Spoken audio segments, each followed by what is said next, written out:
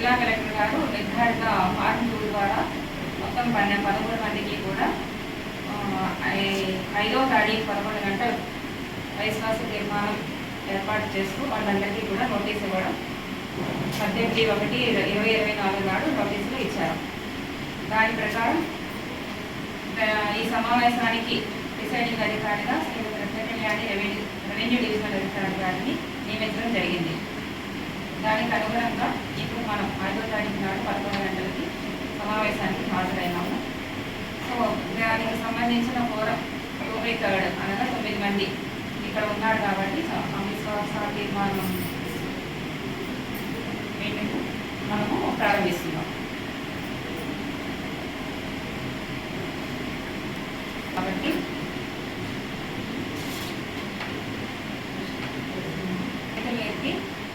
మాకు తెలిపినచో మేము video recording చేసి వాళ్ళ పేరు కూడా రికార్డింగ్ చేస్తాం.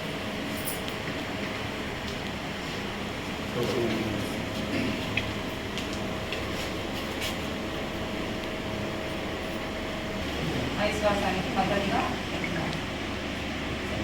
రాజేందర్ గారు పైన అవిశ్వాస తీర్మానం పెట్టడం కోసం 9 మంది వివిధ పార్టీలకు చెందిన 9 మంది కౌన్సిలర్లు అవిశ్వాస తీర్మానానికి ఫామ్ని ఇవ్వడం జరిగింది. అందులో జరిగిన చిన్న చిన్న తప్పిదాల వల్ల అతను చట్టం తన పని తను చేసుకుంటామన్న నమ్మకం కోసం ఉన్న వల్ల అంకం రాజేందర్ గారు వెళ్ళి ఒక స్టే తెచ్చుకోవడం జరిగింది. ఆ స్టే మీద జస్టిస్ వినోద్ కుమార్ గారి ధర్మాసనం సుదీర్ఘ వాదన విన్న తర్వాత స్టేని వెకేట్ చేస్తూ యథావిధిగా ఈరోజు అవిశ్వాస తీర్మానాన్ని పెట్టుకోవచ్చని కలెక్టర్ గారికి ఆదేశాలు ఇవ్వడం జరిగింది. Pratap Narayana Sanghi senior designated council ఈ కేసుని వాదించి స్టేని వెకేట్ చేయించడం జరిగింది. ఈరోజు ఖానాపూర్ మున్సిపాలిటీలో ప్రజలందరూ సంతోషం చేసే రోజులు వచ్చినాయి.